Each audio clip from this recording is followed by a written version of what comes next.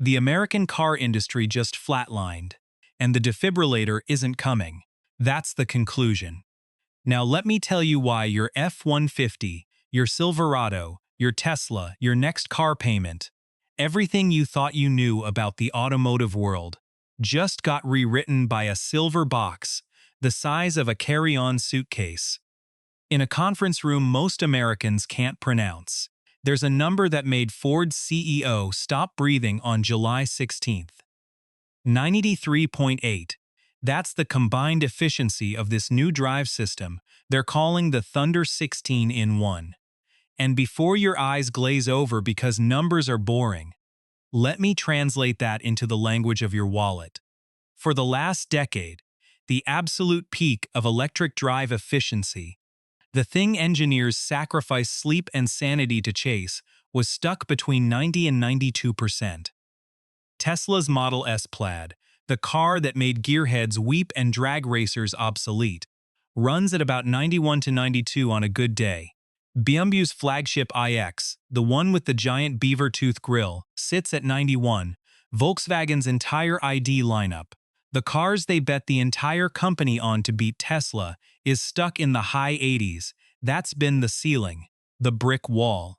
The thing everyone accepted because thermodynamics doesn't give up its secrets easily. But here's the rule that makes that 1.8 percentage point leap absolutely terrifying. For every single percentage point you improve drive efficiency, your overall vehicle energy consumption drops by 1.5%. So climbing from 92 to 93.8 isn't a small win. It's a nearly 3% drop in total energy consumption. 3%. That's the difference between a car that sips electricity and a car that guzzles it like a frat boy at a tailgate. And when you're talking about an industry where margins are measured in pennies and range anxiety is the single biggest reason people don't buy electric, a 3% efficiency swing is the kind of thing that bankrupts competitors and creates entirely new market categories overnight. So how did they do it? How did a company that most Americans still can't pronounce figure out how to break a ceiling that Tesla, with all its Silicon Valley hype and first-mover muscle, couldn't crack? They didn't invent a new element on the periodic table. They didn't discover cold fusion. They just got obsessively, psychotically granular about waste. They looked at every single step of the energy journey, from the battery, through the inverter, into the motor, down to the wheels, and they said, what if we just stopped losing energy at every stage? And then they did it. The first thing they attacked was the metal. The heart of any electric motor is a stack of silicon steel sheets that channel magnetic flux and turn electricity into rotational force. The industry standard for the last 10 years has been 0.35 millimeters thick. Everyone uses it because it's cheap, and it works well enough. Thunder switched to 0.2 millimeters. That doesn't sound like a big deal, but in the world of electromagnetics, that reduction is apocalyptic. It slashes something called iron loss by 30%. Iron loss is the energy you lose as heat while the motor spins. It's the friction of the universe fighting against your forward momentum. By making the steel thinner, they gave the magnetic field a shorter, easier path to travel, less heat, less wasted electricity, more range, 30% less iron loss just by changing one specification on a production line. That's not innovation, that's extortion. They stole that energy back from physics itself. But that was just the first cut. Then they went after the copper. In a traditional motor, the copper windings are wound in a pattern refined over decades. It works, it's reliable, but it's also inefficient because long lengths of copper create resistance. Resistance equals heat. Heat equals wasted electricity. Thunder used something called Umini pin flat wire technology. They changed the shape of the copper so they could pack it tighter and run it shorter. The result? They shortened the total length of copper wire per motor by nearly 1.3 meters. That's about the length of a baseball bat. Doesn't sound like much until you multiply it across millions of motors and realize that shorter wire means less resistance, which translates to a 2% direct reduction in copper loss. 2%, for free, just by rearranging the geometry.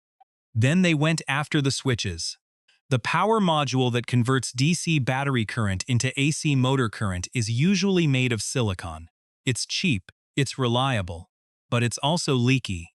Every time a silicon transistor switches on and off, it wastes a little bit of energy.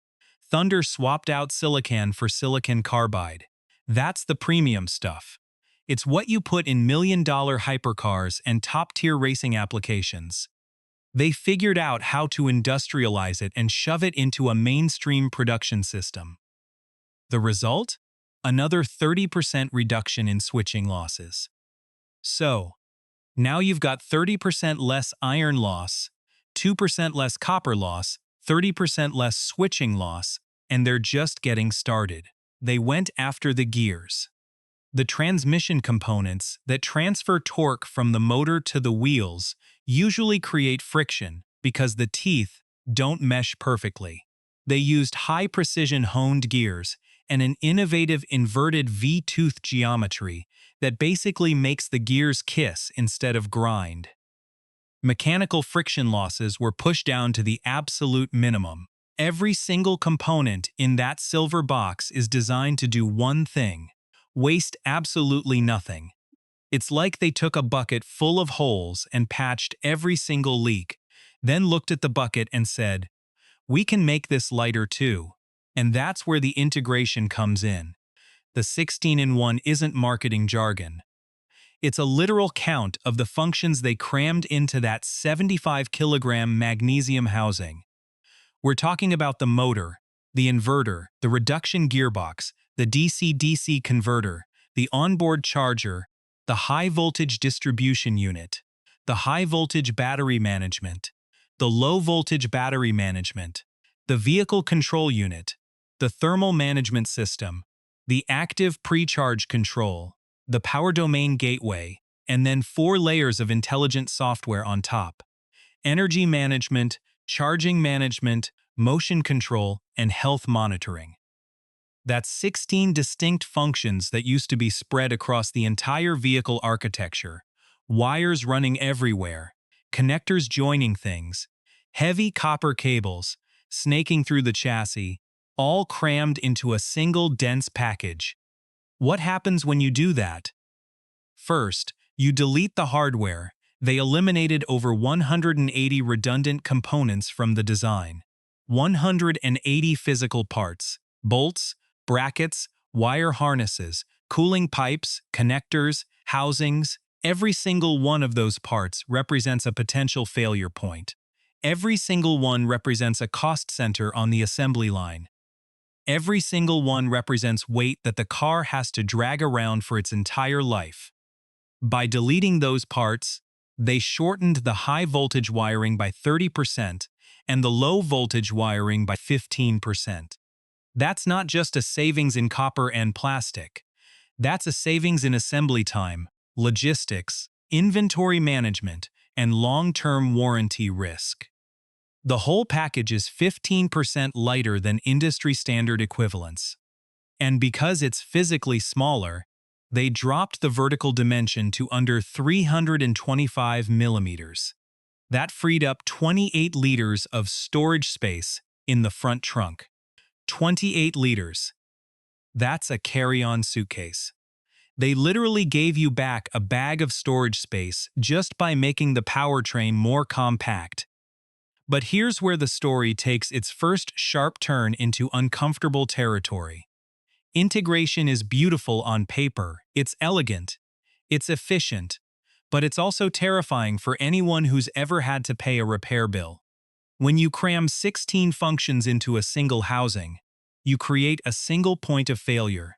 If one tiny component inside that box shorts out, you don't replace the component, you replace the box, the whole thing. The entire 75-kilogram silver brain of the car. There's no mechanic in the world who's going to crack that magnesium shell open and start soldering individual chips. That's not how modern manufacturing works. The factory line that builds these things is sealed, pressurized, and calibrated to microscopic tolerances. Your local shop doesn't have the equipment to fix it. They don't have the training. They don't have the software. So if that box fails, you're looking at a total replacement. And that replacement is going to cost you more than a transmission rebuild. It's going to cost you more than an engine swap. It's going to cost you the kind of money that makes you seriously consider whether the car is even worth fixing. I keep coming back to the same question, and I genuinely don't have the answer. Who actually benefits from a car that's cheaper to make but more expensive to fix? The manufacturer saves money on the assembly line. The insurance company gets to raise your premium because the replacement part costs more than your first car. The software company gets to decide when the system is degraded enough to require a full swap. But you're holding the bag. Is that trade-off worth it? Is higher reliability worth the nightmare repair bill if it does fail? Because the math says, if it breaks once in 10 years, you're still ahead. But if it breaks twice, you might as well burn the title and walk away. What's your break-even point? I'm genuinely asking. Drop your take in the comments. Have you ever had a minor electronic issue on a modern car cost you thousands? Because this is that nightmare multiplied by 10. But the engineers didn't just rely on passive materials to get to 93.8. They also threw artificial intelligence into the mix. The system is governed by something called the Xingrui AI Cloud Power Management. That's a fancy way of saying the car learns how you drive and optimizes energy flow in real time. If you're driving in minus 18 degrees Celsius winter weather, the system preheats the battery and actively stores thermal energy based on your predicted commute. It slashes heating energy consumption by 40% just by anticipating your habits. If you're on the highway, it dynamically balances iron loss and copper loss to find the optimal operating point for the motor, squeezing out another 0.8 percentage points of efficiency just by tweaking the control algorithms on the fly. If you're stuck in stop-and-go city traffic, it modulates regenerative braking strength based on the distance to the car in front of you and the gradient of the road. This isn't the clunky, nauseating regenerative braking that jerks your head forward every time you lift off the accelerator.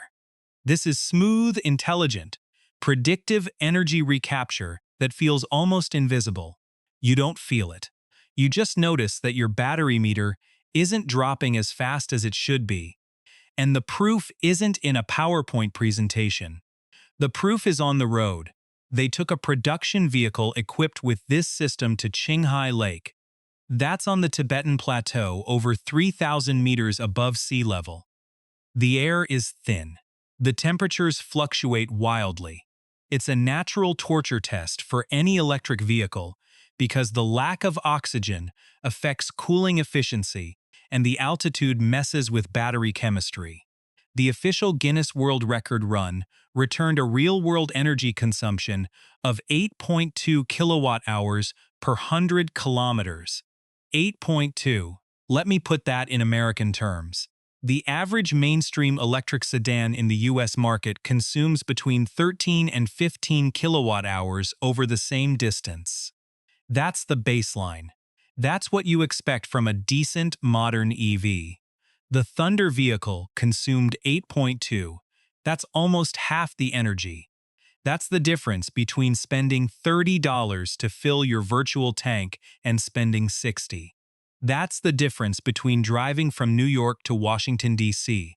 on a single charge and driving from New York to Richmond with energy to spare. It's not a slight improvement. It's a generational leap that makes every other electric car on the market look like a gas-guzzling relic from the 1980s. But the efficiency record was just the first punch. The second punch was even more mind-bending because it attacks a completely different axis of performance. The same cars, with the same drive system, were taken to a wet skid pad in Dongying, Shandong Province, and they set another Guinness World Record for the longest continuous dual-vehicle drift in an electric vehicle on a wet surface. 46.094 kilometers. They drifted for 46 kilometers. That's not a few donuts in a parking lot, that's a marathon of controlled chaos. They broke a record previously held by Porsche, a brand that has built its entire identity around precision and performance. The drift record is significant because it proves something efficiency numbers can't prove: thermal stability and torque precision. When you drift an electric vehicle, you're subjecting the motor, the inverter, and the battery to extreme thermal loads. You're demanding maximum torque for extended periods. You're forcing the system to modulate power output with millisecond precision to keep the car from spinning out. Most electric vehicles overheat in these conditions within minutes. The software panics. The thermal management system can't keep up. The motor derates and cuts power to save itself. It's the automotive equivalent of a runner collapsing at the finish line. But the Thunder system ran for 46 kilometers. The power delivery was stable. The temperature management held. The car didn't complain. It just drifted. Now let me address the elephant in the room. I know what the skeptics are thinking.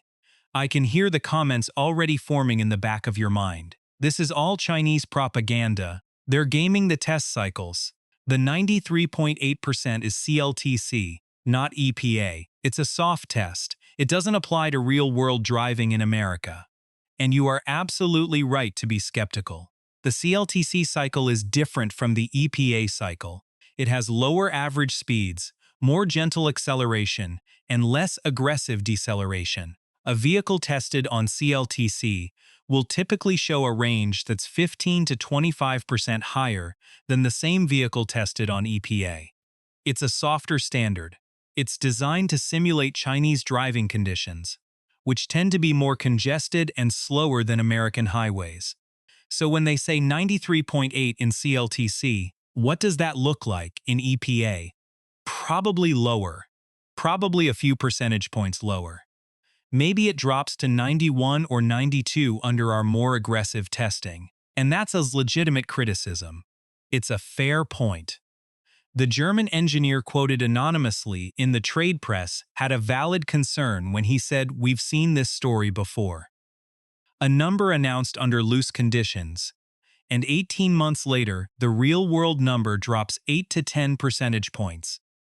He's right to be wary. He's right to demand independent verification.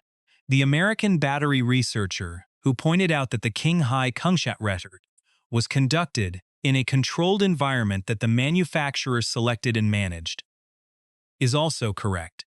It's not the same as an independent third-party test. So let's hold that uncertainty. Let's let it sit there. But let's also look at what is undeniable. The 180 parts deletion is undeniable. You can take the silver box apart. You can count the components. You can weigh it. That's not a test cycle trick. That's physical engineering. The 15% weight reduction is undeniable. The 30% reduction in wiring is undeniable. Those are hard facts. They don't change because the test cycle changes. They are intrinsic properties of the design. So even if the efficiency number drops by a full 2 percentage points under EPA testing, which is a generous concession to the skeptics, what are we left with? We're left with a drive unit that is still roughly equivalent to the best Tesla and BMW can offer, but at a fraction of the manufacturing cost and with significantly less weight and complexity. That's still a devastating competitive advantage. Cost matters more than efficiency. If you can build the same capability for 20% less cost, you win the market. Period. The consumer's pocketbook always wins. Even if the CLTC number is optimistic, the structural cost advantage is real. It's not going away. The production line is already running. They have a capacity of 3 million units per year. 3 million. That's not a pilot program. That's not a boutique product for a niche market. That's mass production at a scale that rivals the biggest automakers in the world. And the products are already flowing. They're already supplying Volvo. They're already supplying Jaguar Land Rover. They're already supplying Renault. The independent tests are coming. The EPA will get their hands on these vehicles. The WLTP tests in Europe will be run. Within 18 months, we will have a definitive answer. We'll know exactly how much of the 93.8 holds up under international scrutiny. 18 months. That's the window. That's when we find out if 93.8 was the most beautiful number in automotive history, or just a very efficient piece of marketing. I'm not making a prediction. I'm just saying someone did the math and they're willing to bet the company on it. Which side are you on? Is this the real thing or a very expensive trick? Drop your prediction in the comments. I want to see who's right when the EPA numbers drop. Now let's talk about the silence, because that's the part that really gets under my skin. After July 16th, after the numbers were published and the records were certified, the global automotive industry went quiet. Volkswagen didn't issue a press release. Ford didn't hold a press conference. General Motors didn't announce a countermeasure. You can hear them not talking. That's the sound of a boardroom that just realized their 2030 plans expired in 2026. The silence was deafening, because it wasn't the silence of indifference. It was the silence of a room full of people who just realized they've been playing checkers while their opponent was playing three-dimensional chess. And they know it. The numbers are already public. Volkswagen's operating profit for the 2025 fiscal year cratered by 54%. That's the worst performance since Dieselgate. In the second quarter of 2026, their profit was down another 9.5% year-over-year. Delivery volumes in China, their most important market, collapsed by 37%. Their market share in China has fallen to 10.9%. They're third in a market where they used to be first. They are planning to lay off between 100,000 and 120,000 employees globally. They're shutting down core factories in Zwickau and Hanover. These aren't peripheral plants. These are the beating hearts of their electric vehicle strategy. And they're shuttering them. Ford's situation is even more dire. In the second quarter of 2026, the company posted a net loss of $1.3 billion. That's not a paper loss. That's real money burning in real fires. The primary driver of that loss was a $4.2 billion pre-tax impairment charge related to their Blue Oval SK battery joint venture in Kentucky. They are writing down the value of their own future. They are admitting that the investments they made are not going to pay off. EV sales in the US for the first half of the year plummeted by 57.4%. They're forecasting a loss of around $4 billion on their electric vehicle business for the entire year. They are stopping production of some EV models entirely and converting factories back to building internal combustion vehicles. They are, in practical terms, pressing the brakes on their own electrification strategy. They don't want to. They have to. The money isn't there. General Motors is in the same sinking ship. They took a $7.9 billion impairment charge in 2025 for their EV restructuring. In the first half of 2026, they booked another $3.4 billion in net charges. They anticipate $72 billion in cash expenditures for their contraction plan. $72 billion. That's the kind of money that buys islands and armies. And they're spending it just to downsize their electric ambitions. The core problem is the same across all three companies. Strategic misjudgment. They made massive, expensive bets on electric vehicles at the peak of the hype cycle, and then reality hit. The US canceled the $7,500 EV tax credit. The EU softened its 2035 combustion ban. Consumer demand softened. People aren't buying expensive electric cars in the numbers they predicted. So now these trillion-dollar companies are stuck with massive investments that aren't generating returns. They are losing money on every single EV they sell. But there's a deeper, more embarrassing problem. It's not just economics, it's software. Volkswagen's CARIAD division has been a disaster. They've missed deadlines, burned through billions, and still can't deliver a stable over-the-air update. GM's software has been plagued by glitches.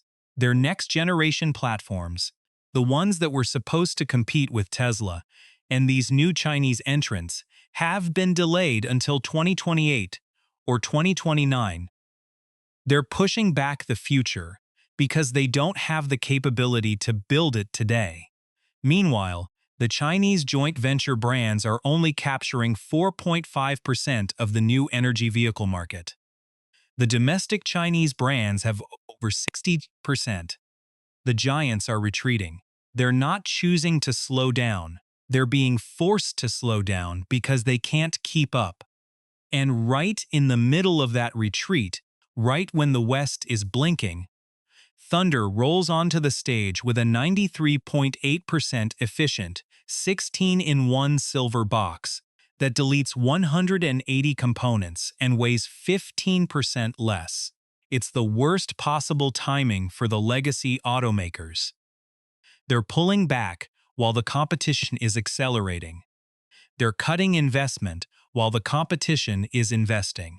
The existential question hanging over the boardrooms is this: if you can't compete on technology, and you can't compete on cost, and you can't compete on software, what exactly are you selling? Brand heritage, nostalgia, the lingering afterglow of a century of dominance that has already faded. Now let's bring this home. Let's talk about your wallet, because this is where the math becomes viscerally, painfully real.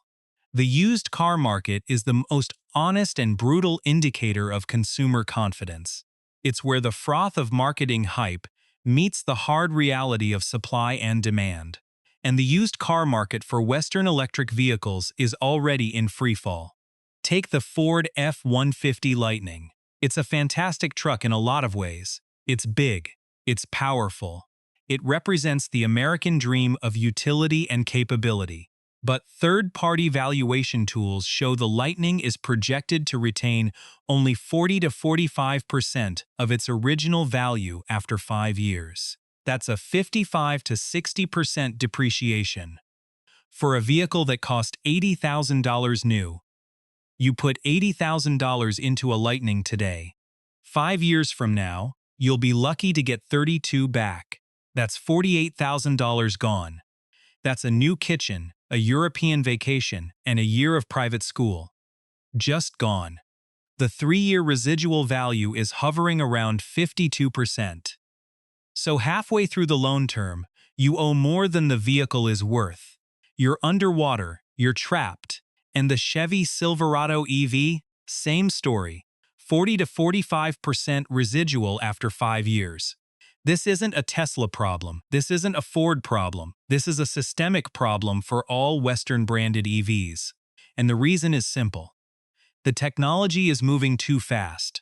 The batteries you buy today are going to be obsolete in 3 years. The energy density will be higher. The charging speed will be faster. The efficiency will be better. And when you have a system like Thunder entering the market at scale, pushing consumption down to 8.2 kilowatt-hours per 100 kilometers, the older vehicles with their 15 kilowatt-hour consumption look embarrassingly outdated. They look like flip phones in an iPhone world. The used car market is a market of comparables. When a consumer is shopping for a used vehicle, they look at the price of new vehicles, the features, the range, the technology. And if a new Chinese import is selling for $20,000 less and has 50 more miles of range, the used Lightning is going to have to drop its price even further. It's a death spiral. The falling prices of new vehicles push down the prices of used vehicles, which destroys residual values, which makes leasing more expensive, which makes financing more expensive, which makes the vehicles less desirable overall. The Chinese automakers haven't just won the technology race. They've unlocked a cost advantage that undermines the entire Western business model. Now, the US government has tried to intervene. They've erected a 100% tariff barrier on Chinese electric vehicles. It's a wall. It's a big, thick, expensive wall designed to keep these competitive products out. And it works to protect the domestic industry. For now. But here's the thing. The wall only covers the United States. It doesn't cover Europe. It doesn't cover Southeast Asia. It doesn't cover Africa. It doesn't cover Latin America. Those markets are wide open, and they are the primary export destinations for these Chinese vehicles. In the first 4 months of 2026, global new energy vehicle sales reached 6.65 million units. China held a 61% share of that global market. For pure battery electric vehicles, China's global share is 56%. For plug-in hybrids, it's an astonishing 71%. 7 out of every 10 plug-in hybrids sold anywhere in the world comes from a Chinese manufacturer. That's not a trend, that's a fact. The Chinese automotive industry is no longer just a domestic player. It's a global superpower. And the tariff wall, while effective at protecting the US market in the short term, is also a giant sign that says we are afraid. It's an admission of competitive weakness. It's saying we cannot beat you in a fair fight, so we're going to change the rules. That might buy time. It might save some jobs in the short term, but it doesn't fix the underlying competitive gap. It just pushes the problem into the future. And the future is coming fast. The Chinese are not just exporting cars, they're exporting components, they're exporting technology. Volkswagen, in a moment of absolute desperation, is paying XPeng, a Chinese electric vehicle startup, to help them develop their next-generation EV software. Volkswagen, the biggest automaker in the world, paying a Chinese company to fix their software because they can't do it themselves. Think about the humiliation there. Similarly, Xingji Technology is already supplying its electric drive products to global brands like Jaguar Land Rover and Renault. The supply chain is already globalizing.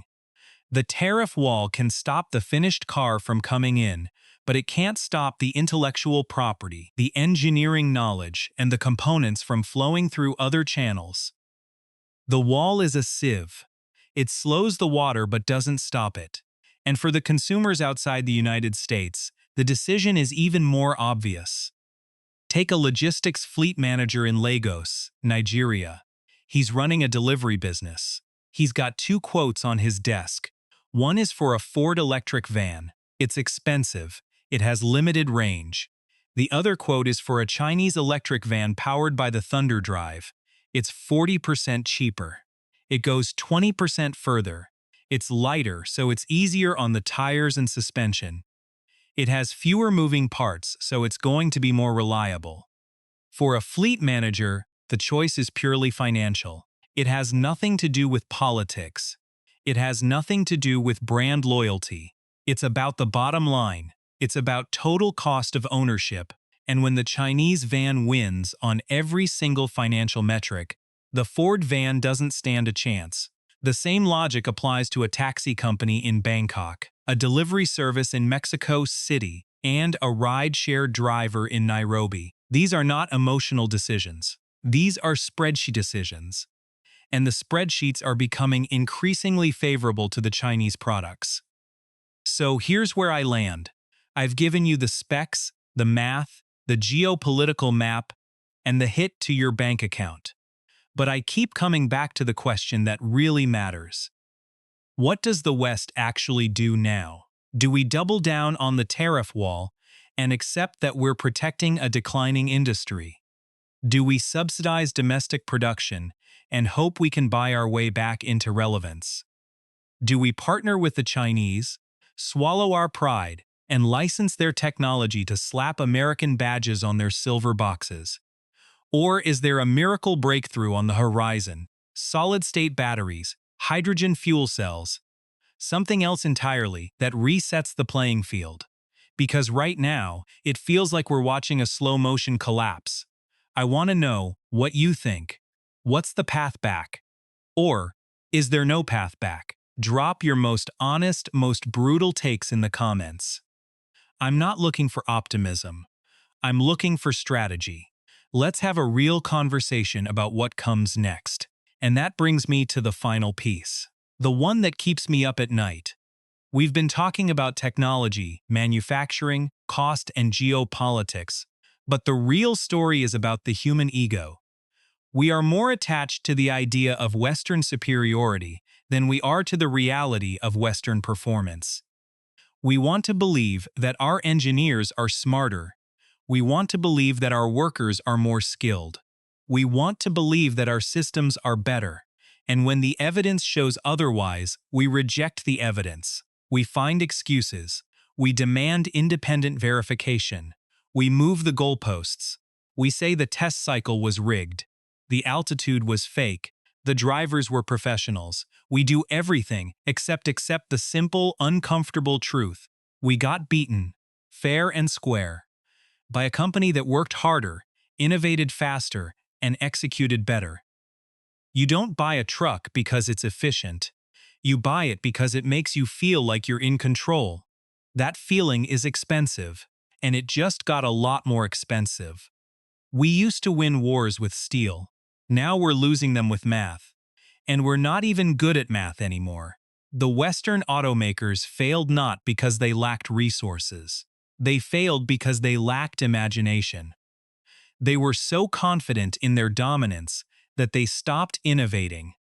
They stopped taking risks. They stopped questioning their assumptions.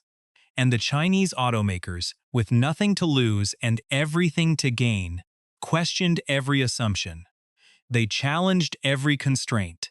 They optimized every component. They integrated every function. They built a better box. And that better box is now coming to a market near you, whether you like it or not. 18 months until the EPA test. 18 months until we know if 93.8 is the real thing or a very expensive trick. I'm betting on the real thing. Which side are you on? Subscribe. I'll be the one holding the scoreboard when the numbers drop. The future is not loud. The future is not proud. The future is a silver box that is smarter, cheaper, and better. And it doesn't care about your feelings. It just works.